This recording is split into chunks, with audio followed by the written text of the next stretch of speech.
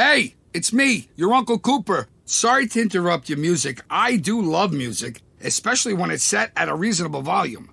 You know, music is really only as good as your speakers. The same is true for minivans. A minivan is only as good as the tires it sits on. And the button on the screen there, it agrees with me. If you click on it, it'll bring you to all the Cooper minivan tires that'll make your minivan a really good minivan. Go with the Coopers! Cooper! Get ready, Ohio. FanDuel, America's #1 sportsbook, is coming to the Buckeye State. And to kick things off, you can get started with $100 in free bets as an early sign-up bonus. Plus, when you sign up today with promo code OhioSB, you'll be all set for when FanDuel goes live in Ohio. Then you can bet on all your favorite teams and all your favorite sports with $100 in free bets. Just download FanDuel's top-rated sportsbook app. It's safe, secure, and super easy to use. Ohio, this is your chance to get in on the action. Join today with promo code OhioSB. Make every moment more with FanDuel, official sportsbook partner of the NFL. 21 plus and present in Ohio. Bonus issued in non-withdrawable free bets that expire 7 days after FanDuel accepts its first real money sports wager in Ohio on 1/1/23. Unique user identity verification required. Offer ends on the go-live date. Restrictions apply. See terms at sportsbook.fanduel.com. Gambling problem? Call 1-800-GAMBLER. This podcast is a member of the Voices of Wrestling Podcasting Network. Visit voicesofwrestling.com to hear the rest of our great podcasts, as well as show reviews, columns, opinions, and updates across the world of wrestling.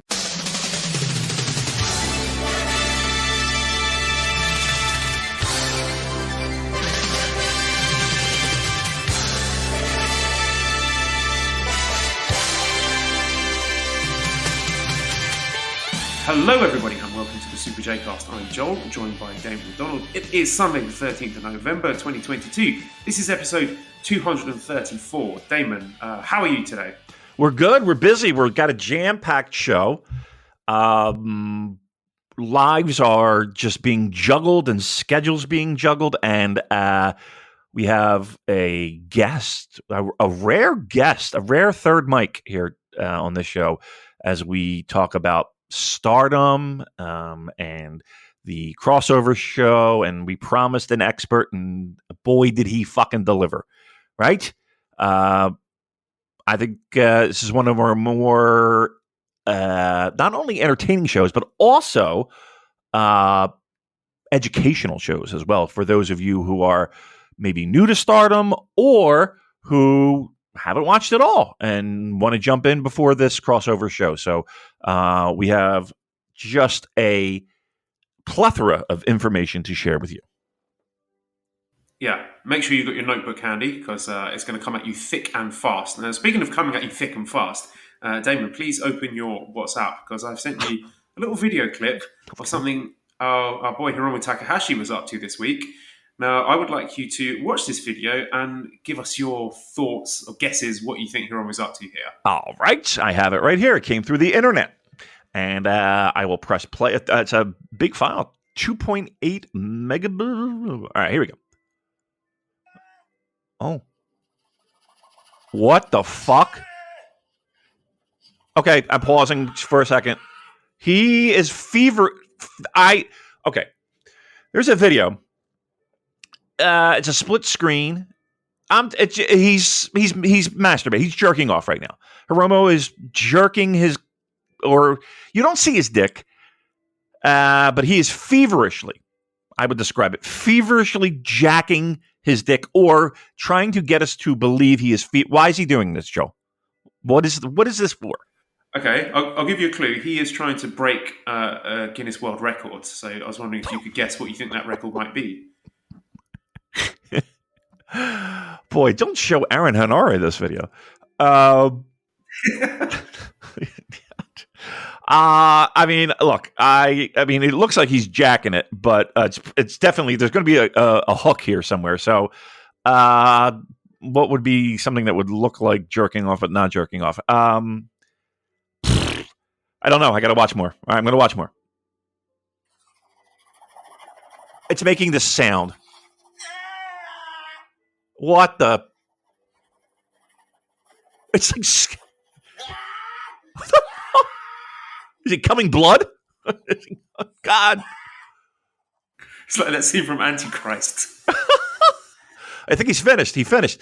Like he's accomplished something. Yeah, I mean, the sound it made. He needs lubricant. Is what he needs. He fucking needs lubricant. Oh, it started over. Egg. Does he have an egg?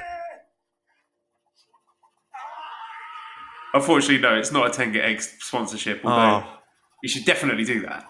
I mean, this is egg material, all right? Oh my god. I've never screamed like that masturbating. I'm very quiet, very subtle. He's a noisy comer. Oh. All right, so what is this for? What the fuck is that for? Well, I've sent you what it's actually for. I've sent you the tweet below, so you can check your own answers there. All right, you sent me the actual tweet. Okay, let me see. Yeah. Okay. How do you pronounce this dude's name? I see him all the time. Kieran? That's Kieran? Okay. Hiromu Takahashi attempting to earn the Guinness World Record for most times zipping up and down a trouser crotch zipper in 60s. Okay. Well, I mean, I was close. I mean, he's just inches away from his dick. Okay. Good for him. Fucking too much time on his hands is what he's got. Now too much dick in his hands. Hey, everybody. Hey, all right. All right. Welcome to the JK. All right, other stuff in the news. Okay, so we've had a couple of events down under with the New Japan Tamashii, and we don't know when exactly they're going to make tape. From what I hear, they're basically like PWA shows, but with very light sprinkling of New Japan talent. But we have spoken to our friends over at Okada Shorts, who you may remember we actually united those boys for the first time, Curtis and Rafe. Yes. When they filled in, we were away. And now they enjoyed the experience so much, they actually have their own podcast now. Oh, and way to clog up the space. I mean, Rafe is the expert as far as the Australasian wrestling scene goes. So we, I think, would be talking to them at some point in the future, around when these shows make tape, so they can give us the lowdown on all the talent down there and what we can expect from this. So, look forward to that one soon. Also, Damon, we have to hand in our Wrestling Observer Hall of Fame ballots in 2 days. Yes. Just like everything else in my life, I've done no research and no play. No, I have done a bit. I've been listening to the Voices of Wrestling shows on their Patreon, which has been really useful. And I think I am set on the 5 people I'm voting for in Japan category. I'm not sure what other categories I'm going to vote for, but so far on my shortlist. Oh, you're giving out your votes. You're giving out your votes. Oh, you? I mean, you are. You think? Well, you can. I'm to, but now you've had to. Well, okay. I'll give you the 2 definite yeses I'm going, and the other people I'm considering. So it's got to be absolute yes. Yes for Tetsuya Naito, because he ticks every single one of those boxes in terms of drawing power. What are the other categories? Yeah, in-ring and what's the other category? It's, maybe merch and historical significance. Yes. Okay. Yes. Definitely a historically significant wrestler is Tetsuya Naito. So he's a yes. And Holy Demon Army, Akira Taue and Toshiaki Kawada is one of the greatest tag teams of all time. I think they have definitely got to go in. Other people I'm considering Seema. Me too. Shima. I don't even know how to pronounce his name, but yeah, he was definitely on my shortlist. Kota Ibushi.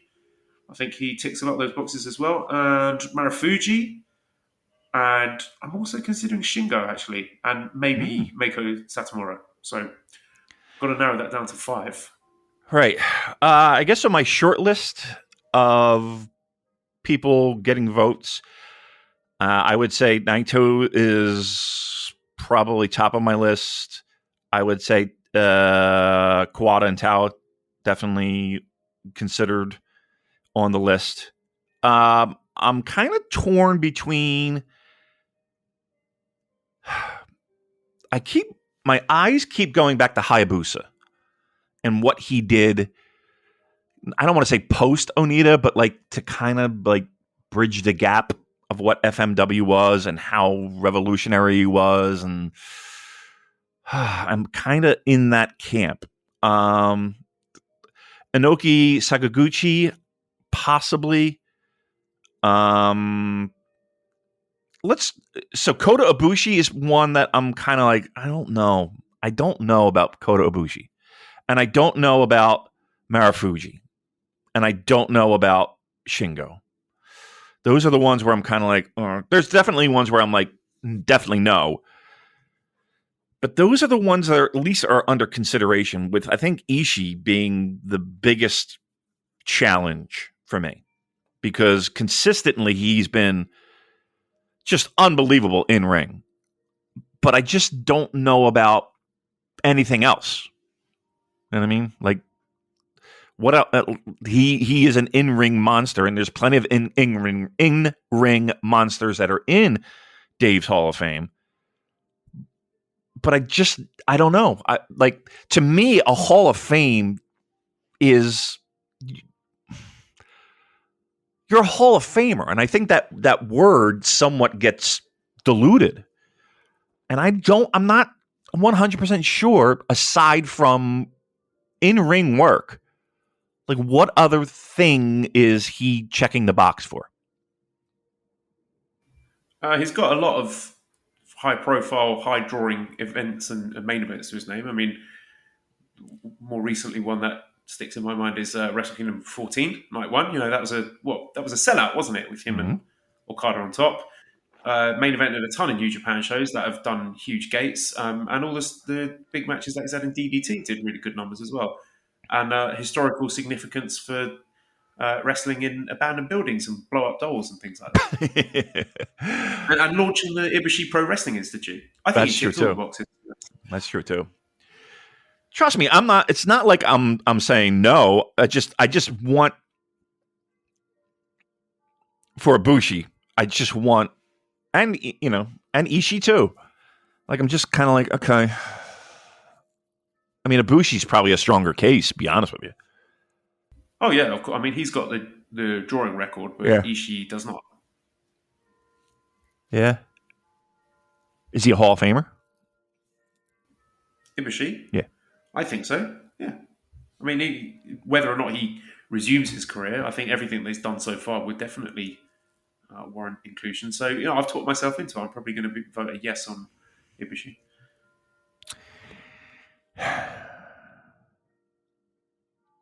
I'll go probably. I'll see. It's going to be a game time decision. I'll probably vote for less people than more people. Like, if I have 5 votes, it's probably going to be less. I just feel like a Hall of Fame needs to be a Hall of Fame. Ibushi, again, conversation. Hayabusa, definitely a conversation. Even Ishii, a conversation can be had. I mean, but I think I'm kind of with you too. There are 2 slam dunks for me. Like, 2 votes are being used. And then the rest, I'll need to do a little bit more homework. Maybe do a little bit more, because I don't want to just go with my heart and gut, because that doesn't mean shit. I like to have some data to back that up. But I think 2 votes are going, definitely. And while we're speaking of Kota Ibushi, of course, he hasn't set foot in a New Japan ring since the G1 Climax final of last year, when he suffered that injury to Kazuchika Okada. And now, not many people know this, Damon, but since suffering that injury, since he has taken this sabbatical from wrestling, he's actually become a chef for our sponsors over at HelloFresh. Really? Well, fantastic. Yeah. That's great news. He's keeping busy and preparing delicious meals for HelloFresh. Listen, I know a segue when I hear it. Listen, this is not my first rodeo. I got this. I got this. With Kota Ibushi and all his fucking delicious foods that he makes from HelloFresh. Well, listen, if you're not familiar with HelloFresh, let me give you the scoop here. With HelloFresh, you do get farm fresh, pre-portioned ingredients and seasonal recipes made by Kota Ibushi delivered right to your doorstep. You know who could knock on some doorsteps too? Never mind. Skip trips to the grocery store and count on HelloFresh to make home cooking easy, fun, and affordable. That's why it's America's #1 meal kit! Exclamation point. Listen, it's time to cozy up, save some money by cooking at home. Cooking at home? Yep, cooking at home. The autumn season is the perfect time to experience delicious taste and unparalleled convenience. HelloFresh. With HelloFresh, you can have your pumpkin spice and eat it too. With a rotating selection of fall-inspired items from HelloFresh Market. From brunch kits to a fall dessert board. Wow. You'll find everything you need for all your favorite autumnal occasions like tailgating, Oktoberfest, and more. Listen, here's what I want you to do. Get in that crisp air season for our people, maybe not in Australia. They're getting warm right now, but look, go to HelloFresh.com/VOW65. Use that keyword VOW65 for what? Take a guess. 65% off plus free shipping. HelloFresh.com/VOW65. Use VOW65 for 65% off. That's more than 50, right? According to my math. Plus free shipping. HelloFresh.com. We love you. We appreciate you being a team member here at the Super J Cast. HelloFresh.com/VOW65. Use that VOW65, 65% off. Free shipping. Thank you, HelloFresh. Thank you, Damon McDonald. That brings me on to the next part of the show, which I've now redubbed the Strongalog. Yeah. So this is the show that we had from New Japan Strong Showdown from the Vermont in Hollywood. This was broadcast yesterday, Saturday, the 12th of November. So we started off with a singles match between Kenny King, who defeated Shea Cabrera in 8 minutes and 7 seconds. So of course, Shea Cabrera, Latino meat, as he's affectionately known, half of the Wolf Zaddies. So he used to team with our favourite man, Bad Dude Tito. So again, every time I watch Shea Cabrera, he's not as good as Bad Dude Tito. He's still good. You know, he's solid. And I think he's solid enough to make me hold out hope for a Wolf Zaddies reunion in Japan. So maybe if TMDK can recruit Latino meat, that is something I would love to see in the future. Because I love the sort of throwback look of Shea Cabrera with the pink latex singlet and the ponytail that he's got. It's just a look that you don't see these days. So I just enjoyed watching him. And he's a good wrestler as well. This match was fine. And also, we had a tag team match with Team Filthy, Danny Limelight and Jared Kratos, defeating Adrian Quest and Jordan Cruz in 8 minutes, 22 seconds. This was really, really good. I do think this is one that's worth going out of your way to see because there was a lot of great high-flying action and some really spectacular spots in here. And Adrian Quest is a guy who I would love to see more often on Strong because I think him and Danny Limelight in particular had some great chemistry in this match. So a bit of fun flippy-doo sprinkled into New Japan Strong is always welcome. And the main event, we had Minoru Suzuki defeating Fred Yehi in 16 minutes, 29 seconds. And yeah, this wasn't your bog standard sort of copy-paste Suzuki work in the US Indies tour. I thought they did something a bit different here. There was some good submission grappling. And I thought Suzuki actually gave Fred Yehi quite a lot here, which obviously shows that Suzuki holds Yehi and his skill set in high esteem. And it seems that Fred Yehi is a guy who, for whatever reason, is content doing wrestling as a part-time thing. It doesn't seem that he is interested necessarily in working for any of these promotions or working for New Japan full-time. So I think this is probably his ceiling in New Japan Strong. He is going to be a guy who pops up for these kind of showcase main events or challenging for the Strong title from now and then. But I think it's a treat every time he does. So every time I see Fred Yehi in a big singles match like this, it's going to be good. So not something that you're going to get terribly emotionally invested in because, like I said, I don't think he's going to be a guy who is likely to be flying out to Japan for a G1 anytime soon. But you're always going to have a good time watching Fred Yehi wrestle. And this Suzuki match was really good. You know what, Joel? Speaking of him, you may not be able to see him on your TV, but maybe he shows up at your doorstep. You never know, right? You never know. It's a small world. Yeah. Oh, and also I wanted to give a shout out to the excellent commentary from Ian Riccaboni. I just wanted to pronounce it like that. Nice. Right. He lives around me. You know that? Oh, does he? Yeah. You should go for a drink with him. I would Invite him love around to the penalty spot. I would love to. Penalty box. That's okay. Penalty spot? Did you call it the Why spot? did I think it was penalty spot? I don't know. Penalty box. Well, that's in football. There's the penalty spot where you take a penalty kick from. Yeah. Anyway, listen, you mix them up. Hurt my heart. One day you'll be there too. I think you should invite Ian Riccaboni into your penalty box. Hot. Just make sure you've tidied it up using the equipment from our friends over at Manscaped. No, they don't pay us anymore. We don't have that. They're not our friends anymore. Silly goose. All right, where are we going now? We are joined by a very special guest this week. So as we've been hinting at in previous weeks, me and Damon know absolutely fuck all about Stardom, much to our shame and embarrassment. So this week, to join us on the show and smarten us up about the product and help us to preview historic crossover, historic X-over, I don't even know how to say the name of the event. This is how badly it's going. We have our resident Stardom expert / freak / pervert, whatever we're going to call him. We have the wonderful Velke. Velke, thank you very much for joining us. Hello, I'm very glad to be called pervert in first 10 seconds of the podcast. That's great. It's going great. We like to bestow. Am I wrong? No. wrong. That's exactly it. Look, we're all perverts and freaks here, so Yeah. no shaming. Yeah, this is a safe space here. Vel, tell us a little bit about yourself and your relationship with pro wrestling and New Japan and Stardom. Where did it all begin for you?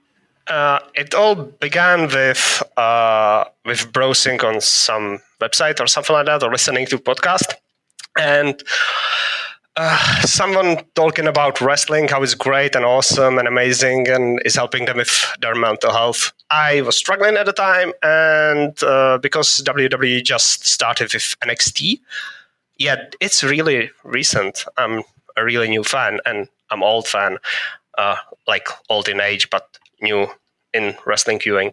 And I registered for a free trial, and I was hooked.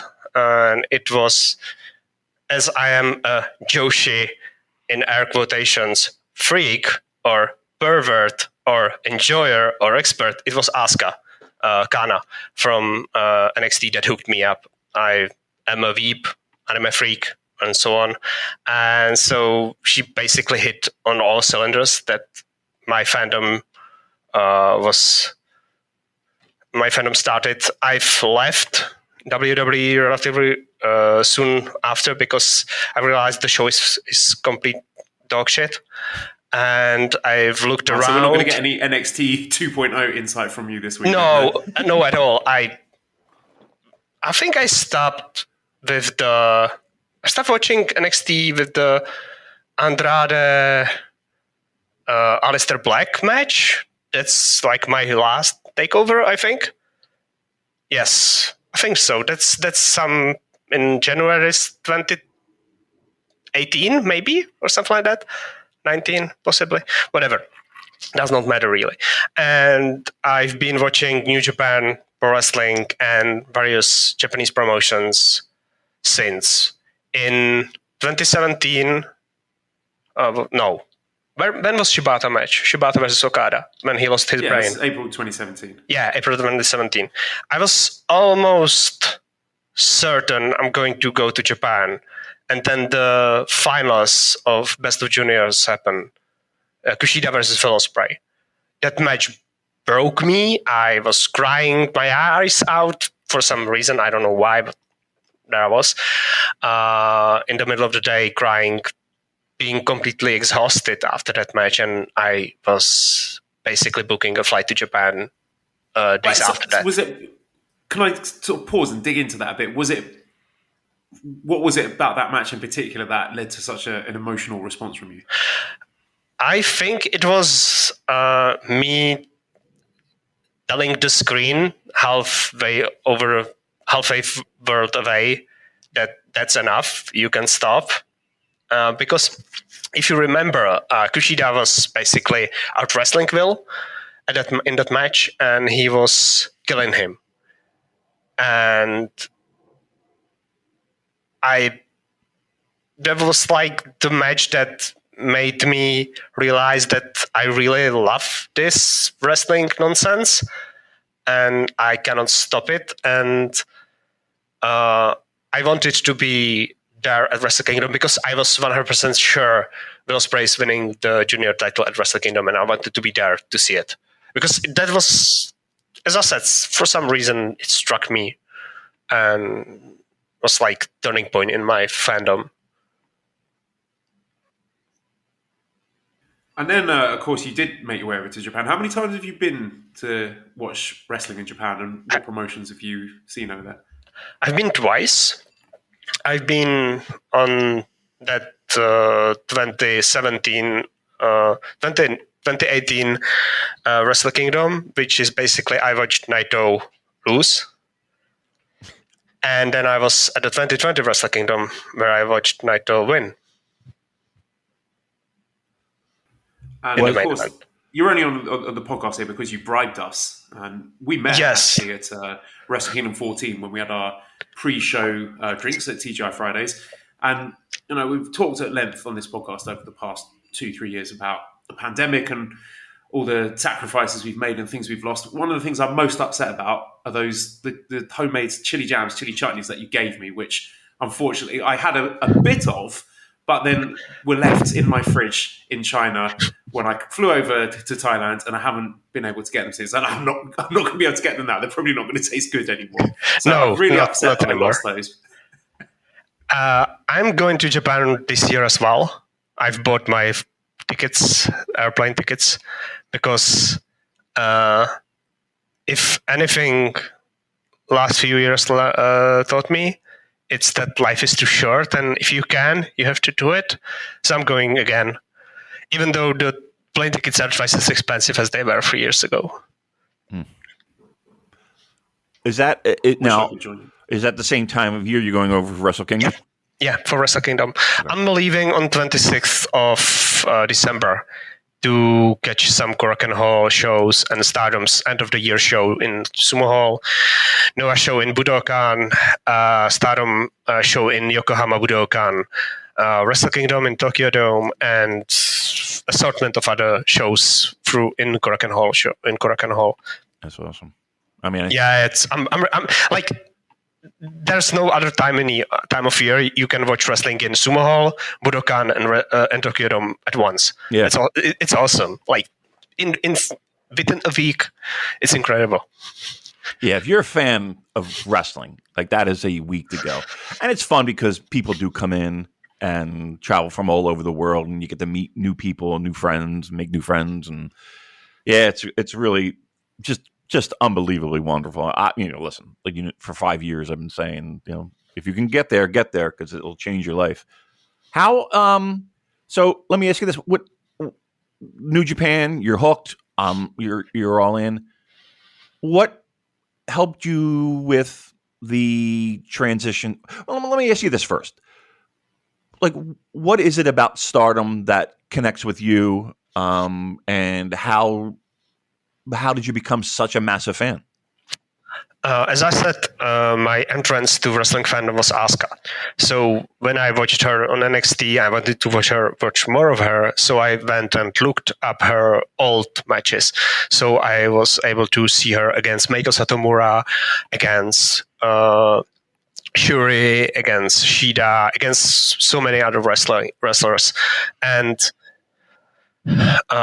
while looking up older matches, or trying to catch up, or because I believe that wrestling is supposed to be consumed at the moment, because that's how you best enjoy it.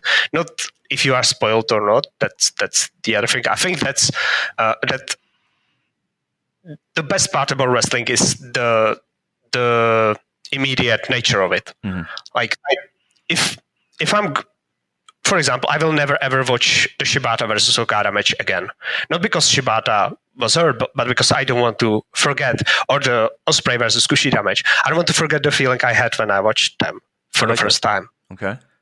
Because I think it's special. The memory of it watching for the first time, and at the moment, is special. I don't want to lost the memory of that. So I usually do not go back and watch matches that I really enjoyed. Wow. But while I was watching, while I was looking up matches, I was becoming more familiar with the promotions, the wrestlers that Asuka Kana wrestled in, and I was starting to, because some of the wrestlers were interesting to me from their matches with Kana. So I went and looked their other matches with someone else, and Stardom was just starting their streaming service, Stardom World, and they were, I think, at that moment they were the first one and the only one.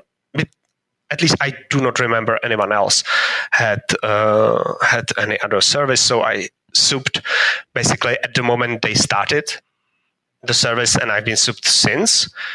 And because that was the easiest way how to watch wrestling as it happened, the way I think it's supposed to be consumed, because they were the only, at that point of in time, they were the only one Joshi company that were doing that.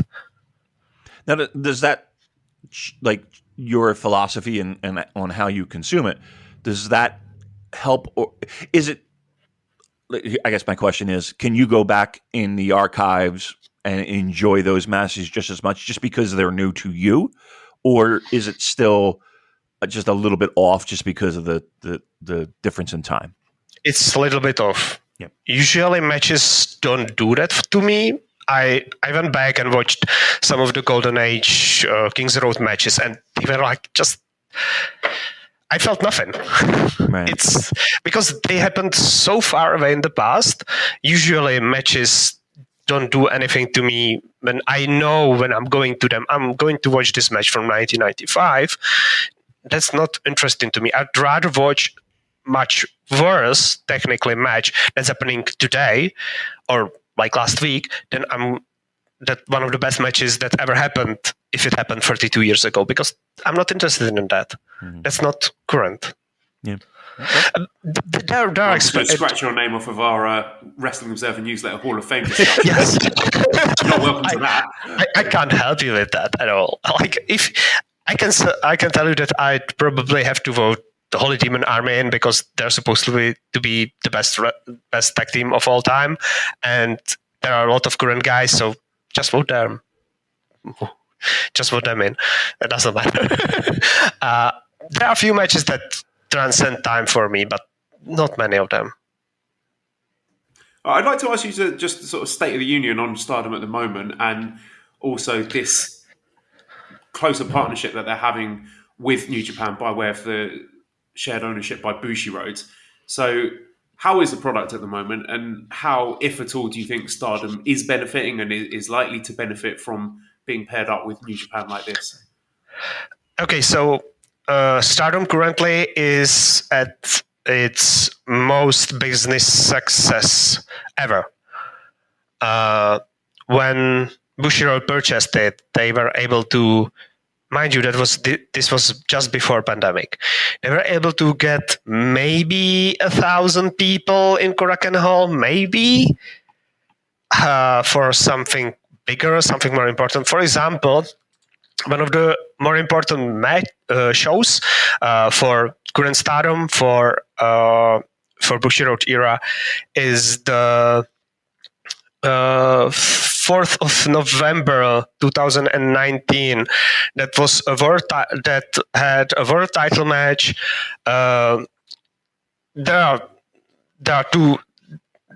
There's red belt and white belt in Stardom, similarly to when there was an IC belt in New Japan. There was a red belt title match on top with the icon of the company. There was a white belt in the semi-main event, and there were finals of the tag league, and they got 835 people in. So, for example, they just held a show in. They just had a show in. Let me go quickly. I'm so sorry about this. This is Grand Prix. Oh, there are no attendances. Whatever. They had on 3rd of November, which is basically 3 years later. They had a show in Hiroshima. Oh, that's a wrong show. Tachikawa. This. Yeah. No, that's Korakuen Hall. Oh, this is okay. So they had a show in Tashikawa Stage Garden in Tokyo, and they had 2,034 people there, and that had both semifinals of the IWGP title tournament. So Kairi versus Alpha Female and Mai Iwatani versus Utami Hayashishita, and it was an opening night of Tag League. So two big title matches and finals of the Tag League versus semifinals of the tournament for the IWGP Women's title and opening night of the Tag League tournament. More than twice as many people. Stardom is one of the few promotions that actually grew within the pandemic. Why do you think that is? Like, how did that happen? Bushiroad pumped a lot of money in it. Mm-hmm. If they did not have the budget they got from Bushiroad, if they were not allowed to book the big buildings like Budokan and Sumo Hall and Otavort and other buildings, they would not have been able to grow as much. They are paying for a time slot on several TVs, or at least that's an assumption that they are paying for the time slot. I'm not sure about that, but they got half an hour show on several local stations. They have a talk show on Samurai TV that usually airs just before their pay-per-views. But much more important, and that's one of the other big important shows for Bushiroad era Stardom, is that the dark matches on Tokyo Dome in 2020. There were the Stardom before Bushiroad purchase got 800 people in Korakuen Hall. If during the pre-show there were 20,000 people watching those women do that match that we have seen, I think we all have been there. Have you all watched that match? No, yeah, we were there. Yeah. So we have seen that. The Tokyo Dome was kind of full, like half full maybe. What do you say? Were there like 20,000 people in the attendance at the time? Mm. So if 1% of those people, 1% of that many people, that's 200 people. That's a quarter of their normal attendance. Mm. If only 1% of those people that were there bought a ticket for their next show, they got a 25% increase in their attendance. Right. Just by that show. Instead, they sold out Korakuen Hall for the first time ever. So they sold 1,800 tickets for their next Korakuen Hall show, which was like 14 days later or something like that, which is the second important Korakuen Hall show of Stardom in Bushiroad era. So they got at least 1,000 tickets sold just by the partnership alone. Just by having that dark match alone. Yeah, I think so. And it's funny because not that I don't want to say most because I don't want to speak for everyone, but I think that New Japan fans were happy to have it, right? Like they were totally fine. You know, it was like, yes, do it. You own the company. But I don't know if it was like there was a great spotlight on that particular match in the build up to the Dome show, especially from a New Japan fan perspective. But if you're a Stardom fan, and just as you explained, what an amazing thing to have happen! Like your company just doubled profit and doubled ticket sales and doubled merch sales more than likely, and built new fans.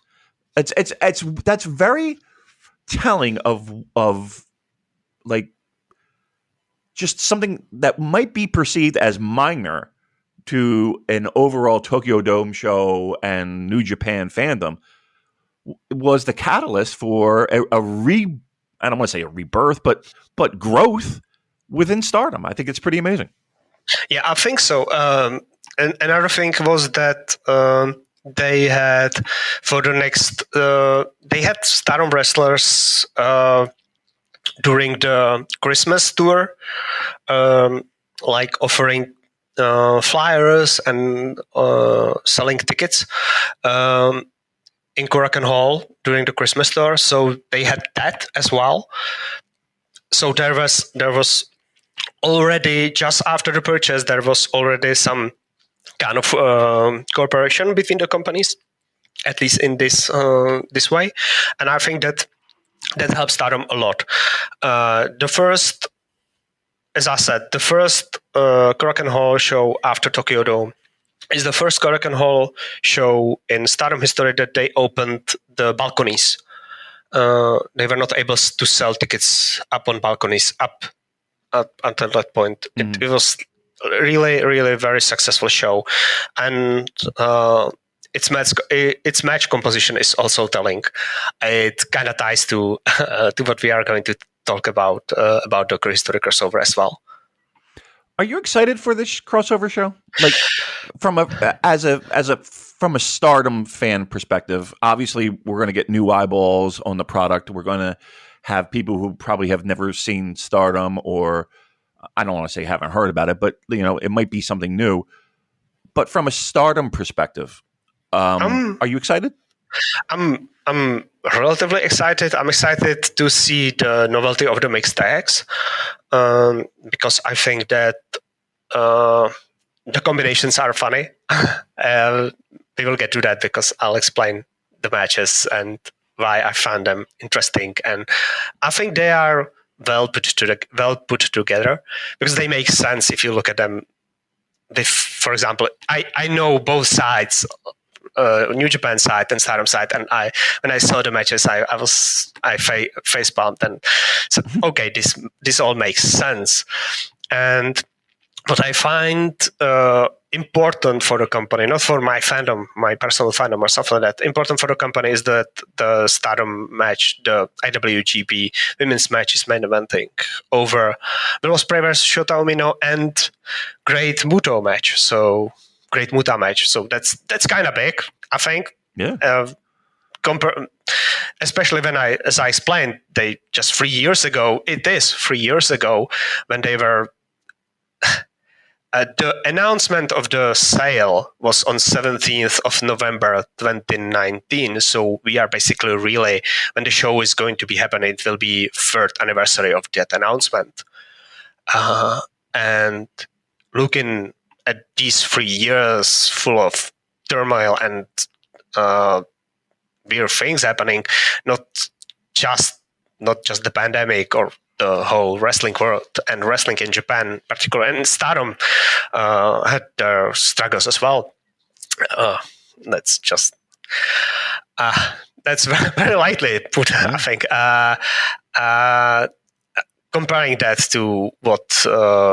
Comparing that to this upcoming show, it's really big. Is there a sense of validation to a certain degree? Not for me, not really. But for Stardom fans in general, I'm not sure. I'm not sure. I think there's maybe a dread as well, because when they announced the title, the first assumption, the IWGP Women's title, first assumption, of course, was that New Japan will eat Stardom. It will merge to be a one giant company. Mm-hmm. And of course, the assumption then is that the Stardom wrestlers will take a second fiddle.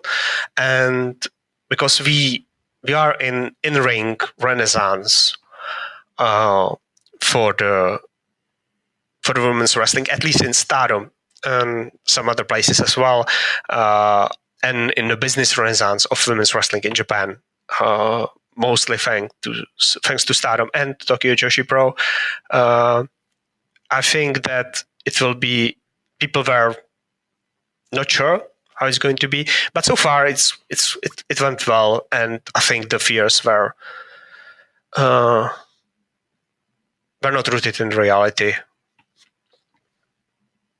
Yeah, so it sounds like when this card was announced and we saw what the main event was, a lot of Stardom fans are breathing a big sigh of relief, seeing that the main event will be the IWGP Women's Championship. Yeah, is there any other context that you think we need to know before we actually get into talking about the card itself? maybe titles, maybe units. I think that's everything that's important. I don't think that you need to know anything more. Stardom is very easy to follow for a New Japan fan because they are unit-based company, same as New Japan. There is no crossover between units. If you are in a unit, you train with the unit, you take pictures with the unit. You never take pictures or post on social media with members of other unit, same as New Japan. And such things. So maybe just explaining the units and the titles, and because it kind of all ties towards the card of this match, of this show. So maybe that, if you want to. Yeah, the floor is yours, my man. Okay, so units. The unit system was in the company almost from the start, because the oldest unit is Oedo Tai. Oedo Tai are, it means in English, Edo Corps, and Edo is the old name for Tokyo. So Tokyo Army or Tokyo Corps. And they are heels, and always have been heels, and always will be heels, and they were landing spot for all the foreigner heels that came on tours to the company. Second, they currently do hold the trios title. Three of the number have been holding the trios title for some time, and they will be in one of the matches. The holders of the trios title will be in one of the matches on History Crossover. Next unit, the second oldest unit, is Queen's Quest. Queen's Quest is basically were founded as a vehicle for Next Ace by Io Shirai, and the person I consider ace of the promotion is also on the card for History Crossover, and is leader of the Queen's Quest, current leader of the Queen's Quest. Next unit is Donna Del Mondo. Donna Del Mondo is Italian. To go back to Queen's Quest. Queen's Quest were tweeners leaning heel at the start. Basically Chaos. I think Chaos is the best comparison. Mm-hmm. When Oedo Tai are maybe Suzuki-gun, but more Bullet Club right now. Queen's Quest is Chaos. Next unit is not Donna Del Mondo, but Stars. Stars are the home army of the promotion, the babyfaces of the most babyfaces of all babyfaces to ever babyface. The leader and the founder of the unit is Mayu Iwatani, one half of the IWGP Women's title finalists, and the longest tenured member of the roster, because she was on the first show of the promotion in 2011. She was in the second match. I think it was the second match of the show, of the first show of the promotion. So she's basically your Hiroshi Tanahashi, if you want to come. This is we saw her wrestle at Madison Square Garden against Tony Kline, correct? Yes, right. That's her. She has been with the promotion from the start. She never left. She's the icon. She is the leader of the babyfaces. Next unit is Donna Del Mondo. That's Italian for Women of the World. And the leader and the founder is Giulia. Giulia is half Italian, and she brought in early 2020, with the last cheering crowds, she brought in her unit from the outside. They are tweeners, mostly faces, maybe sometimes heel, depending on the match composition. But they are Queen's Quest is cool kids who are homegrown from the dojo. Donna Del Mondo are the cool kids who are from the outside. So they clash often because they are very similar, but one is homegrown and the other are outsiders. Next unit is Cosmic Angels. Cosmic Angels are the idols They sing, they dance, they are twirly, have a lot of skirts and lace. They are mostly from the outside, and they are mostly women who, as the previous examples, are women who started in the dojo early, maybe even in their high school, and they never had another job. They started, their first job was wrestling. Cosmic Angels are, I don't want to use the word failed, but that's basically what it is. They failed in other field of entertainment. They were singers. They are no longer singers. They are wrestlers now. They were models. They are no longer models. They are wrestlers now. So they come to wrestling after some other entertainment field did not work for them, and they are wrestlers. I'm thinking like it would be like a plumber. Be like, I'm really sick and tired of plumbing. I'm gonna. Yes, but in this case, they are very marketable. Okay.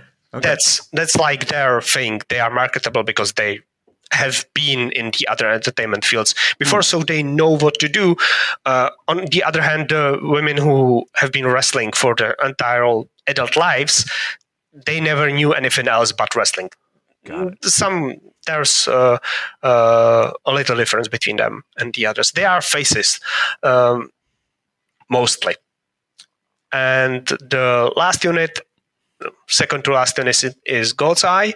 God's Eye was created in March this year when Shuri, current Red Belt champion, current world champion, split from Donna Del Mondo and created her own unit because she is a world champion. She cannot play second fiddle to anyone else. Her unit are lovable gym bullies. That's how I... What's a gym bully? The strong people who go to gym all the time and bully the nerds. Gotcha. Okay. Jokes. Yes. Maybe. Okay. Yeah. Not really, but they are goofy enough. Or the characterization of them is not really clear right now, exactly. And the last unit that's not really important for us is the Neo Stardom Army, which is old people who were in Stardom before coming back to bring back old Stardom for some reason, even though the success of the company it does not make sense, and the unit has been not liked by most Stardom fans because it makes no sense who started it and why they came back with this idea. And that's all for units. Titles. World title, Shuri. She's in one of these matches. White belt, which is called Wonder of Stardom title, is Saya Kamitani. She is not on this card. She is wrestling in semi-main event a day before in Osaka in Ariake Arena, one against Kairi. So it's possible that Kairi... It does say here she's in a 6-woman tag match. Kamitani. Yeah, okay, she's Unless in the... It's out of date. I'm not sure. I know Please that... continue. Oh, sorry? No, go ahead. Sorry, I've derailed you there. But yeah, I think Yeah. I've got here Saya Kamitani, Lady C, and Azumi. Yeah, I think okay. that's how it's pronounced, against Himeka Thekla? Mai Sakurai. Yeah, that makes sense. Oh, sorry. I did not check the updated card. I'm sorry. I apologize. I was not ready. I was not prepared. And so she's wrestling... Stealing my gimmick there. Yeah. Stealing my gimmick. She's wrestling day before against Kairi, and it's 50-50 that... maybe less than 50-50 anticipation that she's going to lose the title. So Kairi will be it's possible that Kairi is going to be a champion going into her main event at the History Crossover. And then there is a SWA singles championship that's currently vacant. Mayu Iwatani, who is the second half of the main event, vacated the title on just recently because she wanted to focus fully on the IWGP Women's title. Then there's a high-speed title belt, which is same or rather similar to junior heavyweight title in New Japan. It's for younger wrestlers, smaller wrestlers who, as the name entail, run very fast in the ring. It changes with different title holders. Currently, it's on Azumi, who is a 10-year veteran. It's time to knock that new business idea out of the park with Shopify, the all-in-one commerce platform to start, run, and grow your business. Forget the off-season work. Shopify makes it simple to sell to anyone from anywhere. Whether you're selling warm-ups or wall hangers, it's time to start selling with Shopify. Join the platform simplifying commerce for millions of businesses worldwide. With Shopify, you'll customize your online store to your brand, discover new customers, and build the relationships that create die-hard fans. Shopify fields all the sales channels to grow a winning business, from an in-person POS system to an all-in-one e-commerce platform, even across social media platforms like TikTok, Facebook, and Instagram. And thanks to 24/7 support and free on-demand business courses, Shopify is on your team every step of the way. It's how every minute new sellers around the world score their first sale with Shopify. And you can too. When you are ready to take your winning idea to the world, team up with Shopify, the commerce platform powering millions of businesses down the road and around the globe. Try out Shopify for free today and start selling anywhere.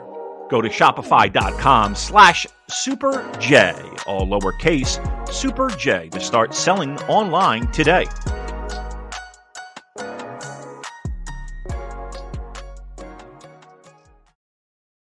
When you drive the brand-ranked #1 in dependability by J.D. Power, you can stop thinking about what you can't do and start doing what you never thought possible.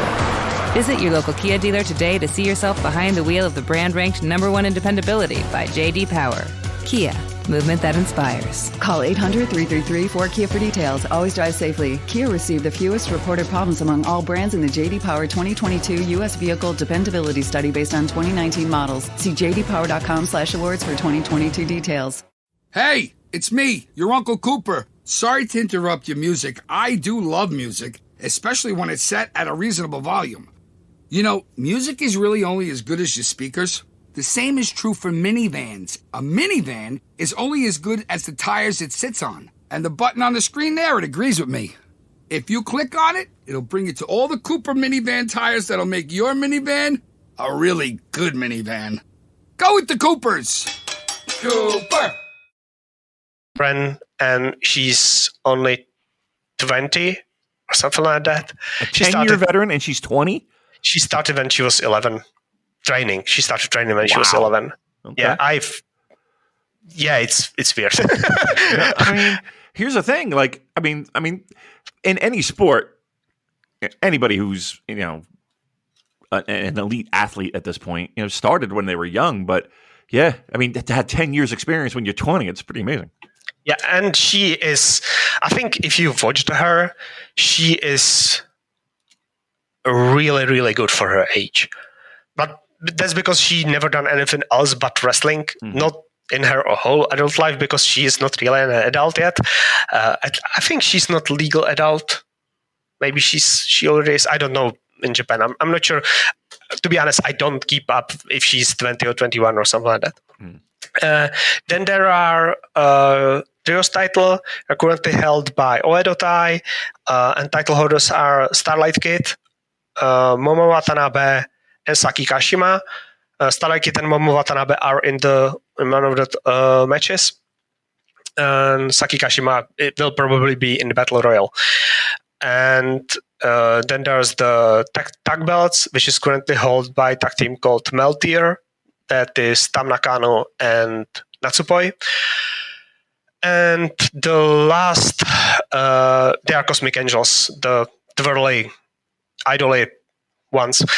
And the last title is Future of Stardom title that has a gimmick that only someone younger than 20 or someone with less than 3 years wrestling career can hold it. When they reach that day and hold the title, they have to vacate it immediately. Okay. So for youngsters So this new IWGP Women's World Title, where does that fit into the hierarchy of Stardom? The way Kidani explained it is that it will be defended on New Japan shows. Okay. And just New Japan shows. Yeah. Okay. It will be defended in the West and 4 times on big New Japan shows, so basically big 4. Wrestle Kingdom, Sakura Genesis, Dominion, G1 Finals possibly, and King of Pro Wrestling. Okay. And it will be maybe defended once in Stardom. I expect it will be defended in March because they probably will have a big show in March. And so the title will not exactly be a Stardom title. It will be New Japan title. Right. So it will have to, in Stardom hierarchy, it will have to slide beneath the both big singles title, World and Wonder of Stardom title. I think that's good. You want to keep your titles. Yes. I think that good. All right, I like that. So the way that the crossover show is constructed, and with the history that you gave us of current Stardom, are you happy with the participants that are in this crossover? Because again, not everyone's being represented. Do you think it's a good mix of Stardom, like who represents Stardom, or do you wish that other participants from Stardom, other wrestlers from Stardom, were involved in this show? I think it's one of the best cards you can book with the basic idea of it being the mixed matches. Okay, nice. Why is that? Okay, so first, it has the main event of Kairi versus Mai Iwatani, which is basically the match. If you want to book a match for a Western audience, this is the match you book. Kairi was in WWE, has much bigger following than anyone in Stardom currently. She was touted during the Freedom or Three Daughters of Stardom era as one of the best wrestlers in the world before she signed with WWE. She done everything she could have before she signed with WWE, so there was nothing else for her to do. When they last faced each other, Mayu Iwatani beats Kairi Hojo for the Wonder of Stardom Championship, for the white belt. If Kairi wins her singles match day before History Crossover, she will be coming into the ring with that same title around her belt, around her waist. It's a great match, 5 years in the making. It's a full circle match. It's really good booking for this main event. So basically, you have the best main event you can possibly book. You cannot book anything better. You have to have Mayu Iwatani there because she is the only one from the first class of Stardom. She is Hiroshi Tanahashi, if we can compare her to Hiroshi Tanahashi.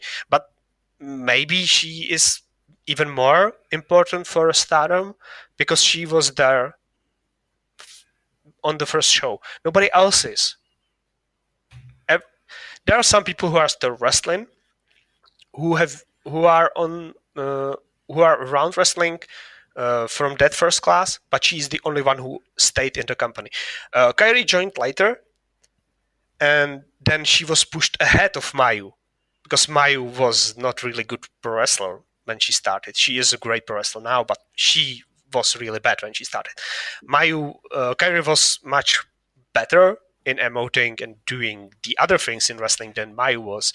And she was pushed ahead of her, and basically Mayu had to beat her and overcome her. And now she's coming back as the world traveler, as the one who conquered the world, and she will probably have the same belt Mayu beat her for her waist in the main event. And the other matches are really good because there is enough representation and the combinations make sense for the participants who are in the match. The only match that would be better if it was changed is the Hiroshi Tanahashi and Utami Hayashishita versus Maika and Goto, just because I think Okada with Utami Hayashishita would be better. But Okada has great muta, so it can't be helped. Mm. I tell you what, you got me pumped up for that title match. You're telling me that that this is the best they have, with a storyline that's 5 years in the making. Yes. Like that's, I mean, if that doesn't get you pumped up for this, I don't know what would. Are you happy that it's on this show particularly and not one of Stardom's bigger shows? Yes. Okay. Because Kairi is a part-timer in Stardom. She came back in March this year, had 2 matches in Sumo Hall. Then she had another match later, and then she was supposed to have a match in August in the middle of 5-Star, which is Stardom's G1, against Sayaka Mitani, the current Wonder of Stardom champion. But Kairi got COVID, so the title match was cancelled, and Sayaka Mitani faced someone else.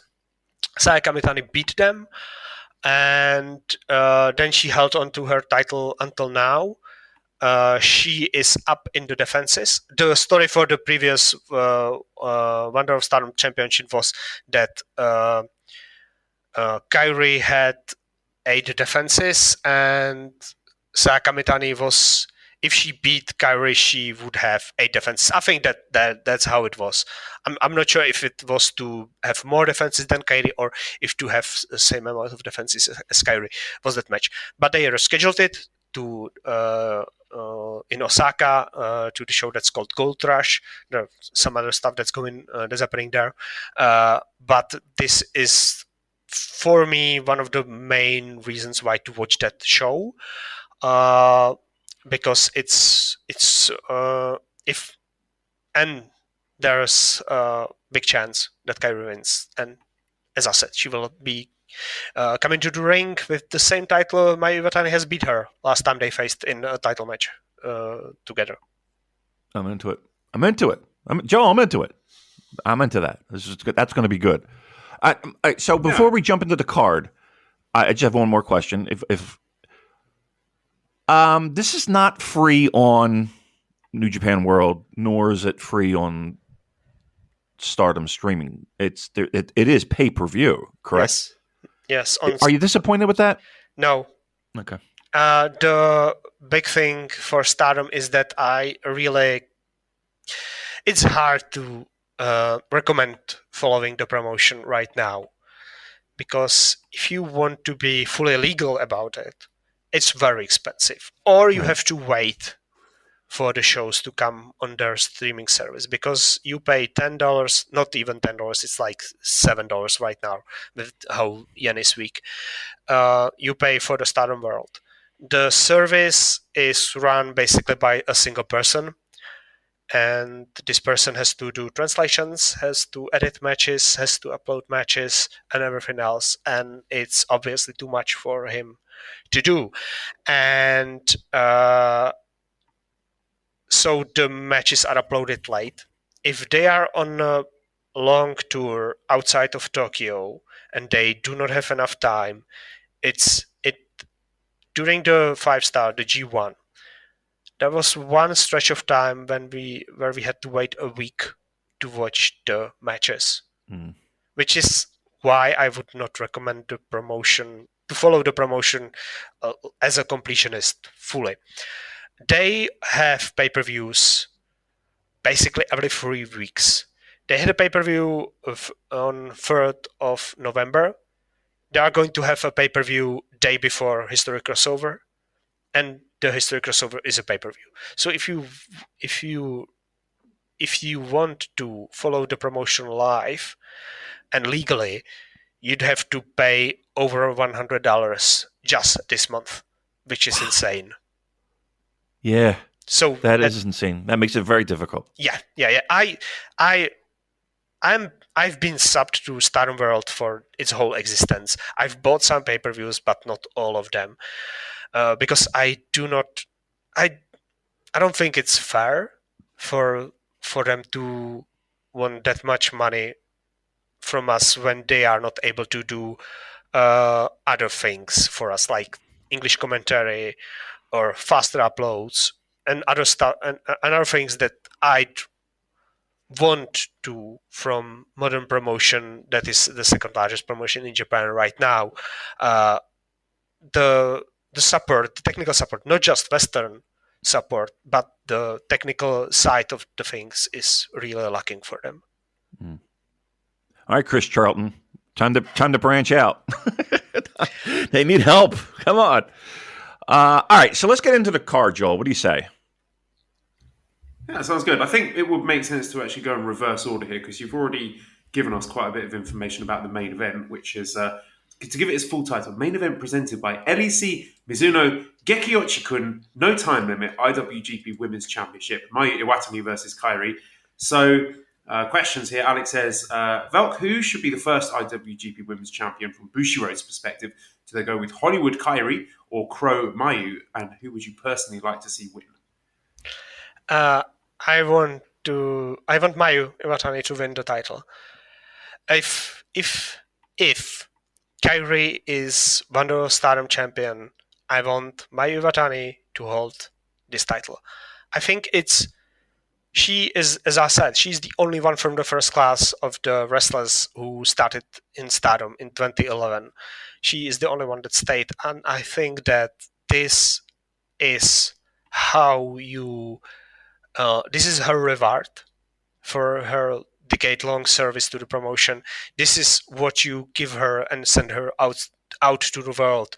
Let her travel to US, let her travel to UK, support her, and let her enjoy the fans all over the world that have been following her for 10 years.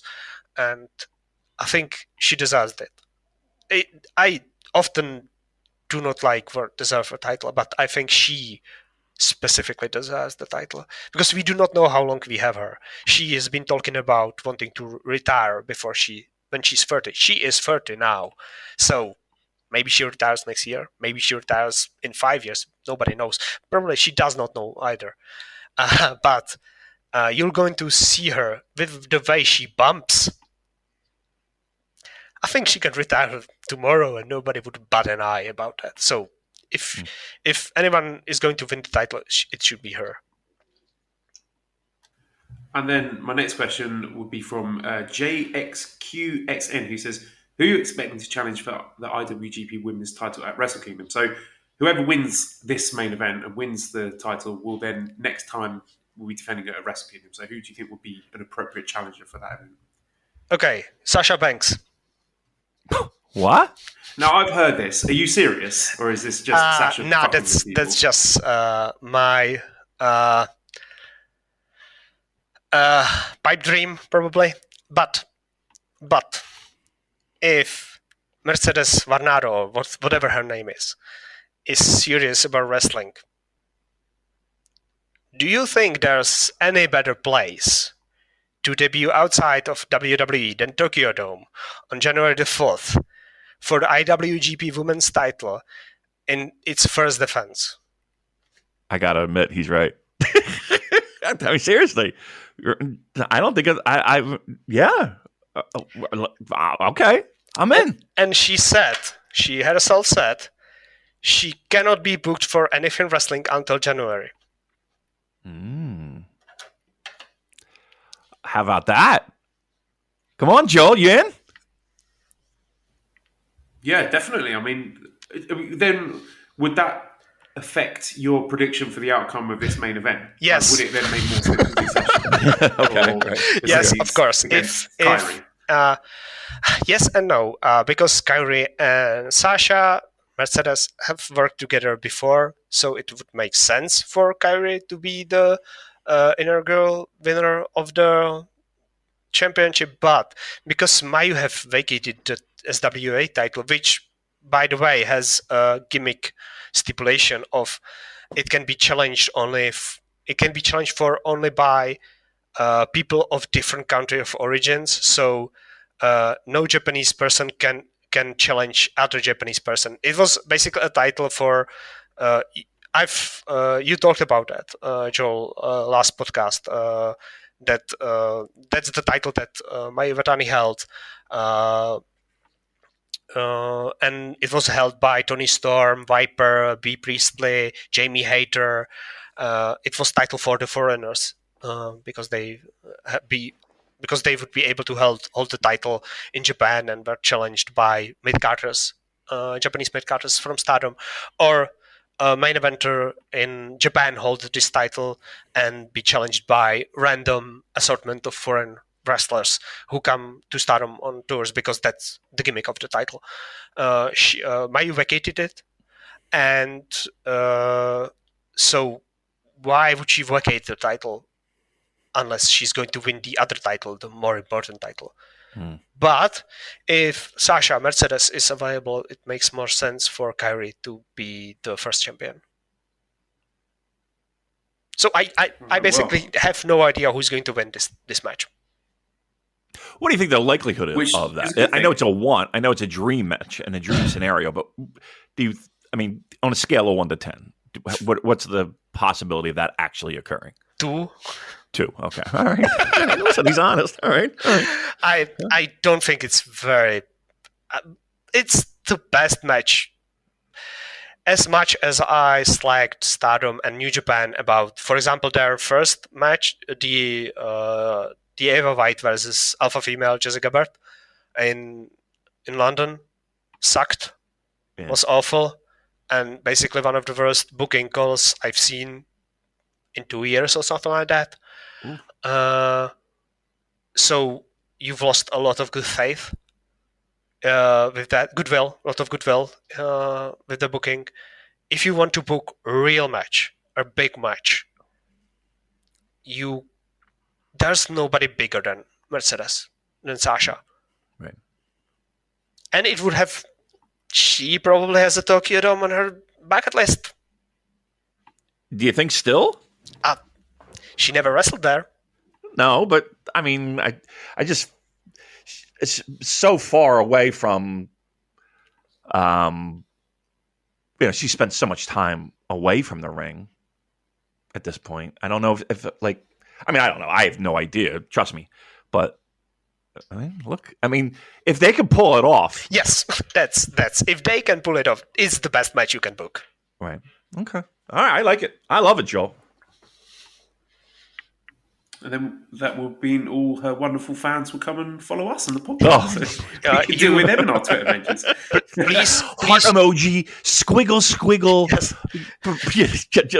All right. Use her name in the name of the in the description of the podcast. No, do not.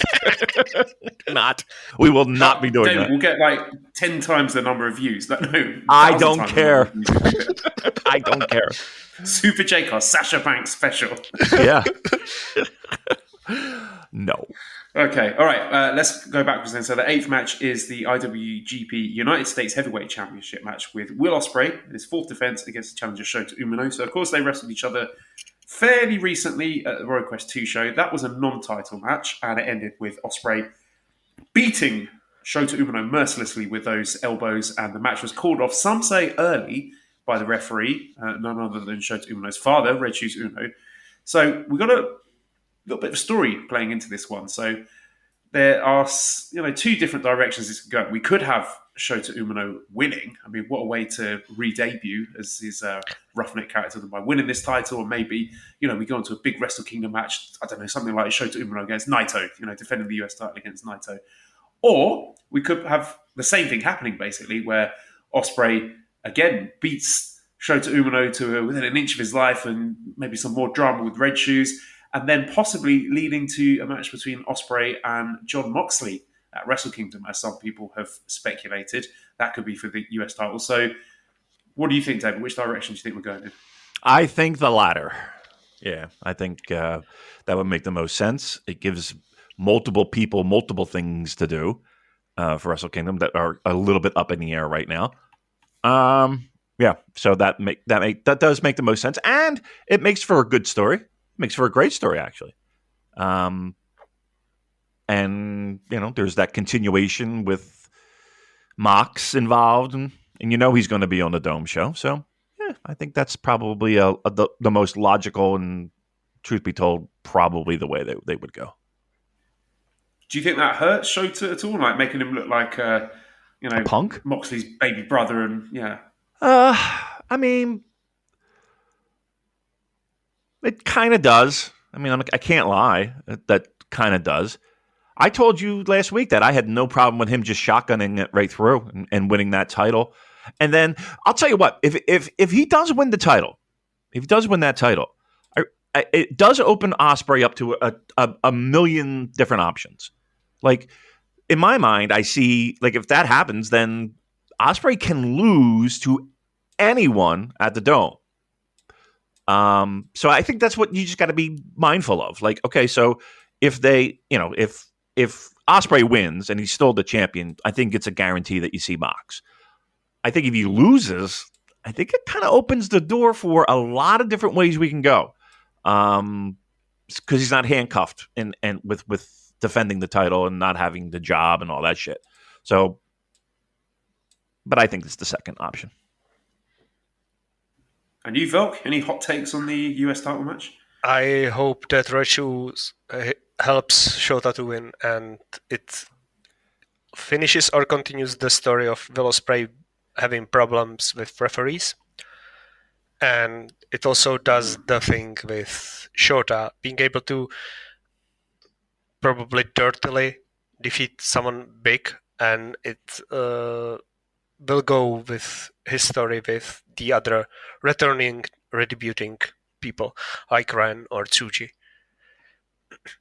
Yeah, I do like the idea, again, that's been touted before, about Shota Umino just getting given all these big spots and preferential treatment from the referees and the company, and just getting the rocket strapped to him whilst other returnees have to fight and claw their way to the top. So yeah, that could be an interesting direction as well. Okay, then before that we have Great Muta's final New Japan Pro Wrestling match. So it will be Great Muta, Kazuchika Okada and Toru Yano against Great Okan, Jeff Cobb and Aaron Henare.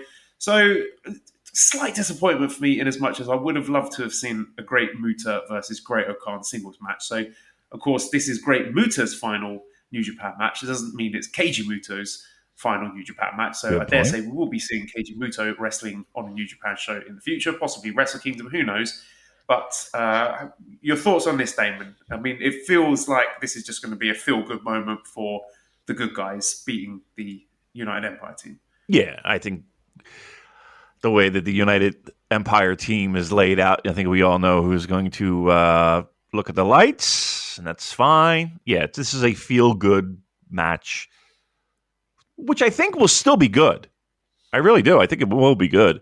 But yeah, I think this is, they're not going to have the Great Muta job to Aaron Henare. I'm sorry. It's just not going to happen. But I think the match will be fun and good, and it'll check all the nostalgia buttons. And I'll tell you what will be awesome. The fucking entrances are going to be awesome. like I think that's going to be something to look forward to as well. So yeah, short, sweet, feel good moment. Velky, your thoughts going into this one? I think the only thing I want from this match is Great Okan spitting mist into Great Muta's face, and that's all I want from it. Yeah, because Muta has misted Okan twice, yes, if I'm not mistaken. So I think it's about time Okan gets some revenge. So yeah, maybe that's what we get. Maybe we'll have Okan pinning. Yeah. As if. Oh, dear. Okay, so sixth match then, we've got a 10-man tag match with LIJ, Bushi, Hiromu, Sanada, Shingo, and Naito against the United Empire team, Gideon Gray, Francesco Akira, Carl Fletcher, Mark Davis, and TJP. I mean, I suppose this is setting the table for tag league feuds. I mean, we don't have Titan in this match, so that doesn't really align with the Catch 2-2 feud. But we do have Sanada and Naito on the opposite sides to Aussie Open, which could be our tag league final. Maybe. Who knows? But I would expect either Sanada or Naito to get the pinfall in this one and give them some heat and hype going into World Tag League. Yeah, I'm with you. I mean, I think the match will be fine. I think here's the thing. They've done so many of these multi-man tags that they have it down like clockwork. They have all the spots. They're experts at this point. But yeah, I think this is all just leading up to World Tag League, and I think the participants in this match will all play a part in their respective finals. And Velky, what do you think about this one? I've really liked the Aussie Open in what I've seen from them in the one match. They've been just in one match. I didn't miss anything else in Japan. Just the Osaka. Yeah, I mean, that was their that was their debut. Yeah, and they did not have anything else televised, didn't they? Not on. I mean, they've had like Rev Pro stuff. No, but in Japan. No, that's it. Yeah. I liked their debut match because it was done to highlight them, and it was done really well. And I'm kind of looking forward to this match. I'm really iffy on Hiromu Takahashi. I'm not one of his fans, but I think it's going to be interesting to see him wrestling someone new that he has not wrestled a million times over. All right, so the match prior to this, we have Utami Hayashishita and Hiroshi Tanahashi against Maika and Hiroki Goto. So, Velky, please help us with this one. Okay, so Utami Hayashishita is, from my perspective, current STARDOM ace and was always slated to be one. She debuted just before one of the 5 stars, just before their G1. Her first match was time limit draw with Jungle Kiona. I think it was 15 or 20 minutes time limit draw. It does not matter, but it was a time limit draw with upper mid Carter. Her 11th match was finals of the 5-star against Mayu Iwatani. Her 11th match, and it was a great match. She is a wrestling prodigy. She is Okada. There's no way to spin her. If you Google her right now, she looks like Okada. And Maika is Goto. She even did the waterfall. Yes. Her story is much more interesting. She was a judoka, same as Utami Hayashishita. And for some reason, I'm not sure if they faced each other in some tournament when they were both judokas. But Maika has been following Utami around. And she learned Utami started pro wrestling. So she decided, this rival of mine started pro wrestling. I need to start pro wrestling as well. And she started to train pro wrestling in Taka's dojo. And she called out, she was calling out Utami Hayashishita even before her debut. Her debut match was supposed to be against her. So they are rivals. They've been rivals for years now. And Utami always beats Maika in all the big matches, but loses to her sometime. She lost to her for the first time, I think, in the singles match last year, which is 3 years counting. They were facing each other for 3 years, and Maika beat her for the first time in 3 years in tournament. But she has not beaten her in in title match, because Utami Hayashi held the red belt, the World of Stardom title last year for more than a year. She won it in October and lost it in December of last year at the Sumo Hall. So she has faced Maika multiple times and beaten her multiple times. Maika is Goto, and as I said, she even did the waterfall thing. Prediction? Right, so basically the pair of them are going to get beaten like a drum in this match. Yeah. Yes. Right. Prediction is is probably Hiroshi Tanahashi spinning Hiroki Goto.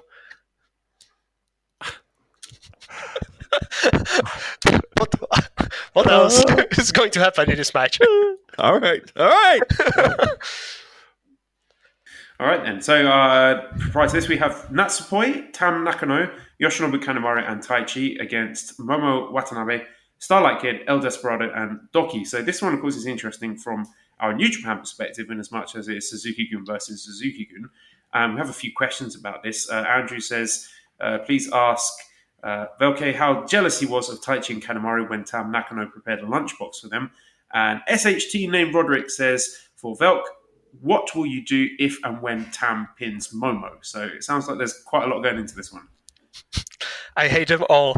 Anyway, that's any joke.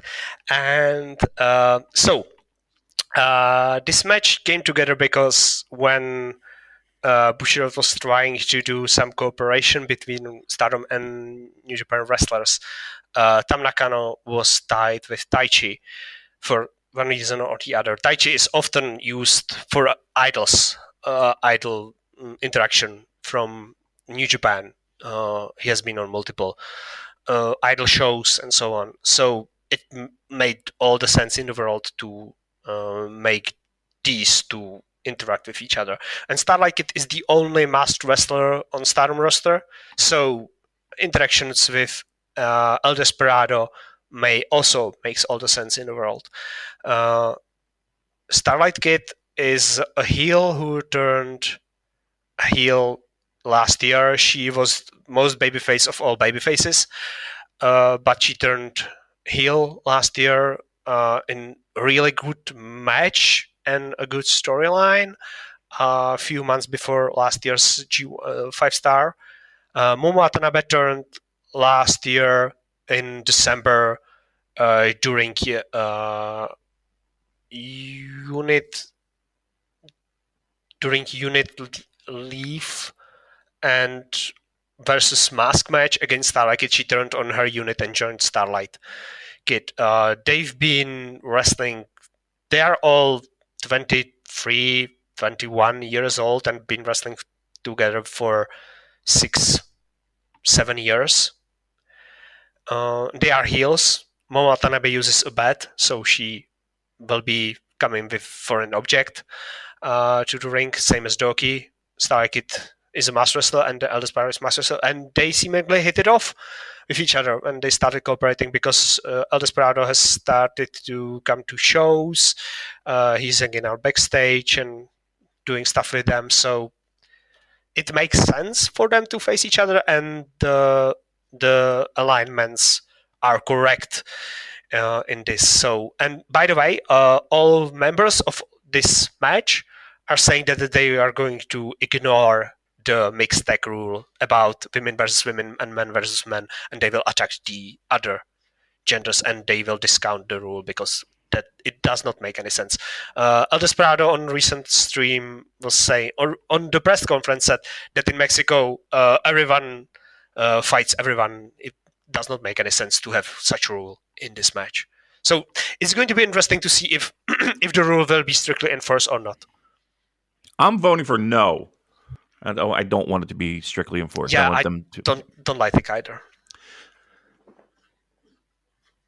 All right, then. We have a tag match with Syuri and Tom Lawler against Julia and Zack Sabre Jr. Okay, this is probably the second most important match involving Stardom wrestlers because Syuri is the current World of Stardom champion.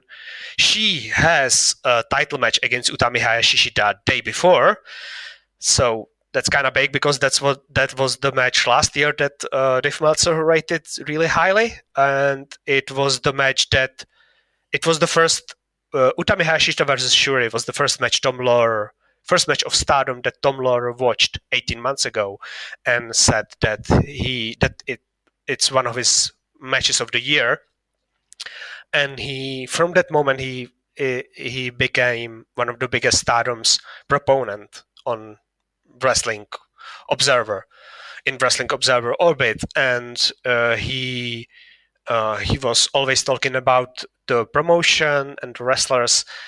Shuri, same with Tom Lawler, is ex-UFC fighter.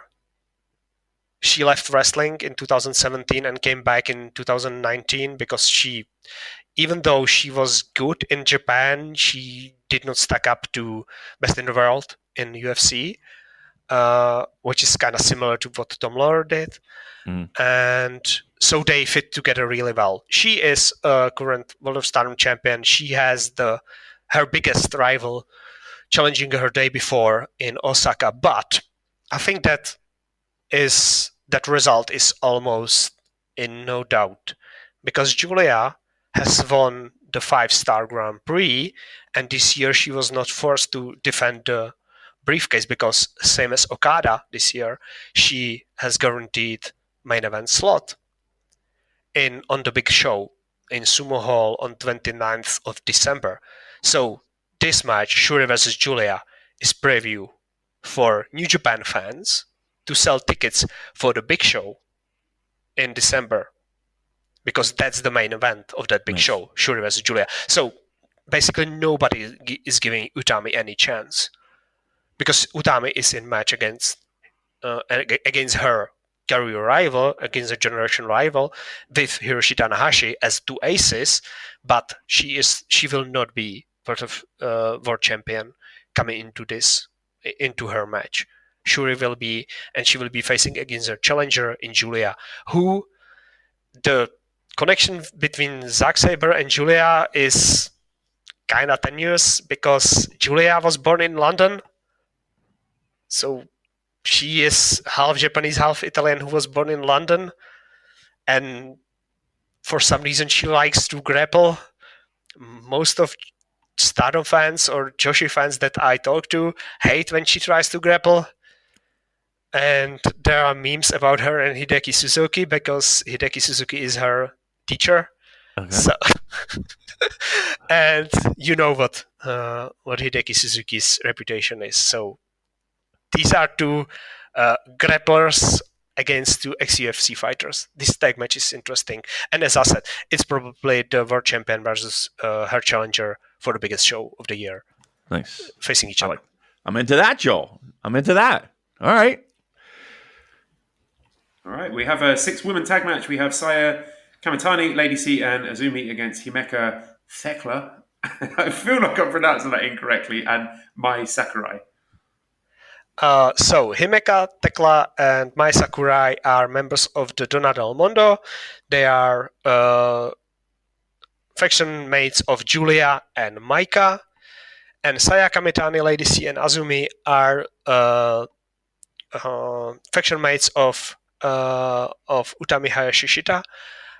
So this is basically just a random 6-woman tag.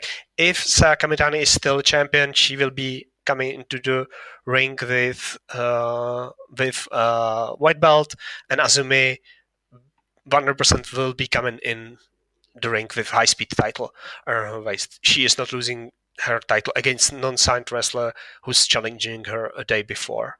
Lady C is very tall. That's all that's to be said about her. She is going to take a fall in this match. Okay. All right, and our first match is Lio Rush, Yo Yoshihashi, and Tomohiro Ishii against Evil, Yujiro Takahashi, Dick Togo, and Sho. It does feel like the direction we're heading towards here is some combination of those Chaos guys challenging House of Torture for the 6-man tag belts. I mean, if I had to guess, maybe like Lio Rush, Yo, and Ishii against Evil, Yujiro, and Sho, something like that. But I feel that Lio and Yo are going to be intertwined a lot with Dick Togo and Sho during the Junior Tag League. And of course, There'll be Bishamon resuming their history with Evil and Yujiro. So it feels like that's the direction there. I think a 6-man title shot coming at the end of this, possibly even at Wrestle Kingdom. Yeah, I wouldn't be surprised if Wrestle Kingdom. Well, they do like to defend those Never titles pre Wrestle Kingdom, using it as like a secondary title up top. So I wouldn't be surprised. One of those Christmas Korakuen shows. Yeah, which are always pretty good. I mean, if you go back, a lot of those matches were really good. Yeah, I mean, I like to see Leo Rush back. I think that's good. I think that's going to be fun. Yeah, I mean, it's going to be a fine match. I guess. Pants down. All right, and we have a couple of dark matches here. I don't know what to make of this one, because this one just says entry to be determined by entrance music, blank versus blank. That's Velk, is that anything you can make sense of? That's Stardom Rumble. That's Rumble. That's okay. All right. That's Rumble, but it's badly written on the site. It's announced to be Stardom Rumble, and that's why it's determined by entrance music. Basically, the rest of the roster that does not have any matches on this card will be in this match, and probably some legends, probably Mima Shimoda, because she's been in these Rumbles for Stardom before, and maybe someone else. All right, and the kickoff match will be a 8-man tag match with Gabriel Kidd, Alex Coughlin, Clark Connors, and Kevin Knight against Young Lions team Yuto Nakashima, Ryohei Oiwa, Kosei Fujita, and I believe this would be the debut of Oscar Loiba, who very, very tall young man. He was trained in the Fale Dojo. He was in the Noge Dojo briefly early in 2020, but then during the pandemic got stuck in Germany, and while he was there, he worked WXW until he got back to the Noge Dojo in May this year. So this is Noge Dojo Young Lions against LA Dojo guys. So I think this will be a lot of fun. I mean, I'm assuming the LA Dojo guys are going to win because all of them, bar Kevin Knight, have graduated. And yeah, they're against a team of Young Lions. But I think it'll be a fun match anyway. Yeah, no doubt. I mean, I like Gabe Kidd. Like I said, I'm excited for him. Looking forward to seeing him again. And this is where the trouble started. So I just hope he gets through this little rough patch, because it'll be a big deal, I think. And like I said, to have him back in the ring, in a New Japan ring in Japan, I think is important. So good for him. All right, so that is Historic Crossover taking place this Sunday, November 20th in the Ariake Arena. A couple more questions for you, Well, before we let you go. Vishal says, do you think a faction spanning across both Stardom and New Japan would work? If so, who would you like to see in that faction? I don't think that they would work, and I do not want to see them. I think that the loose association between several members within the rosters is much better, and how it's done right now feels more organic.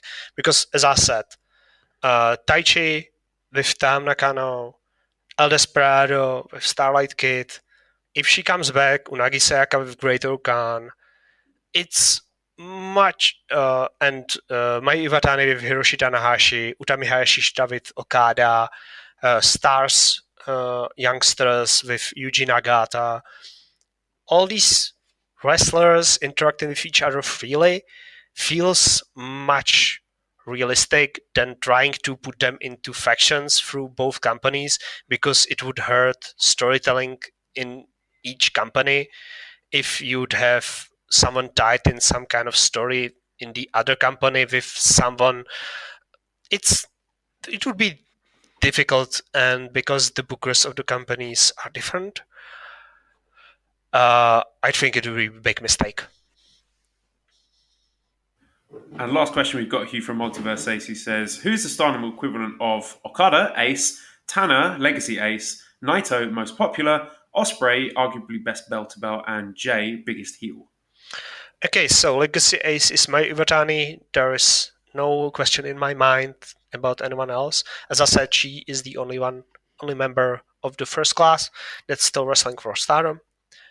Current ace, for me, it's Utami Hayashishita. The way she's presented, the way she is behaving as the somewhat distant gold ace that has to be overcome. She is not beating other people. Other people are just not able to beat her, which is very similar to Okada's reign, Okada's long reign. She wears a lot of gold. She wears a lot of red. Her robe designer and her gear designer is the same as Okada's. She was the first one who brought this designer to Stardom. Now, a lot of big part of the large number of the members of the roster have the same designer as her, but she was the first. The most popular, that's difficult to say, but possibly Tam Nakano. I'm not sure. She is the singing idol one who I hate because How? I just don't like her. Okay. I don't like her. That's why there were those questions that I refused to answer. People are making tweet. We'll give it your Twitter handle soon, so of course you'll get all the hate mail going your way. Yeah, I know. They, by the way, Maltier, the Tam Nakano and Natsupoi today were invited to sing at the stage on the Bushiroad's 15th anniversary, and they sang in between other idols that Bushiroad employs. They have their own song, their entrance song, which they mime when they enter, and they do their little dancey choreography. I hate it so fucking much. Oh. I'm sorry for cursing. Oh yeah, here. No bad language allowed on the J. Yeah, of course not. No, but I think she is very popular. But it's either her or it's Julia who is going to win the title at the Sumo Hall. They are the two sides of the same coin because they both joined Stardom. They both had to pivot from their planned programs in July 2020 after the tragedy of May 2020 when Hana Kimura passed and when Arisa Hoshiki had to retire out of medical reasons without any show because they were in the lockdown just day before the tragedy with Hana Kimura. So that week was hell for the roster and for anything they did from that point onward. So they both started feuding with each other, and their feud came to partial end in last year's Budokan show, the 10th year anniversary show, where Tam Nakano won the Wonder of Stardom title, and Julia lost her hair because it was her versus her title match in the main event of the Budokan. And they are both very popular I think, from my viewpoint, from how I view the Japanese fan base, I think they are very popular between Japanese fans. And who is the biggest heel? I'm not sure. Maybe Natsuko Tora, because she gets DQ'd on purpose. So people do not like her, and her matches stink from time to time. She can be good, but comparative to other members of the roster, she often is not as good as the rest of the top end people, because she's leader of the Oedo Tai. She's basically Jay White equivalent, but she's not really great with how she wrestles. And so a bit like Jay White then. Yeah, if Jay White was doing the evil routine with the Dicto Go and the chair. That. Yeah, that's basically evil is Natsuko Tora. And the best wrestler, that's hard to say because Dave Meltzer really loved the Shuri versus Utami Hayashishita last year in July or June, and he gave them 5.5 stars, I think. So that's probably a sign of Willow Spray-ish thingy. Willow Spray would be probably compared to Sayaka Mitani, but she is not as polished, not as flawless as him. She botches her high-flying moves. That's one of the things that women wrestling in Japan has less of, the high-flying, because they are shorter than men. So it's much harder for them to jump over the top rope from the ring to the outside. So there's much less flying unless they climb up to the corners and jump out. So there's like the flying is limited. So there's nobody like that in Stardom. But quality, I think Shuri probably is, for my money, she's one of the best wrestlers in the world. So probably her. All right. Well, thank you so much for joining us today, Velk. Really appreciate your time. Is there anything you'd like to plug? Any Twitter handles, socials that you want to give us out before you go? No, I've been tagged in the post about this podcast. So if you want to follow me, it's at VELKEJ _. Maybe not underscore, whatever. You can find me. We'll tweet it out. Yeah. We'll tweet it out. And I do not have anything else to plug because I don't do anything else. I just talk on Twitter about wrestling. That's me. That's my life. Damn. Welcome to the club. Yeah, in the muck with the rest of us. Yes. Make yourself at home. Okay, excellent. All right, thank you so much. And let's just scroll down. Where's my stuff? My closing. Okay, redcircle.com/shows/super-j-cast. If you want to throw some money our way, we always appreciate that. Discord link you can get if you send me a direct message on Twitter at Cobra Kawaii and prowrestlingtees.com/super-j-cast for our wonderful t-shirts. Big thanks to editor Dan, who's on Twitter at Laz0219. Subscribe to the Voices of Wrestling Podcast Network for other great shows. Give us a 5-snake review on iTunes. Follow us on Twitter at SuperJcast. Thank you everyone for listening and goodbye.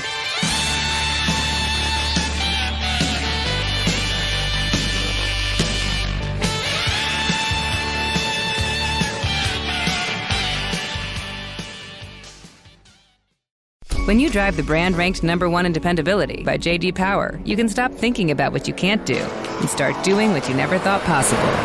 Visit your local Kia dealer today to see yourself behind the wheel of the brand ranked #1 in dependability by J.D. Power.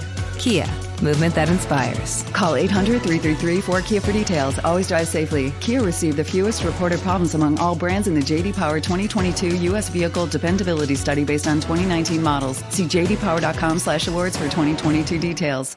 Hey, it's me, your Uncle Cooper. Sorry to interrupt your music. I do love music, especially when it's set at a reasonable volume.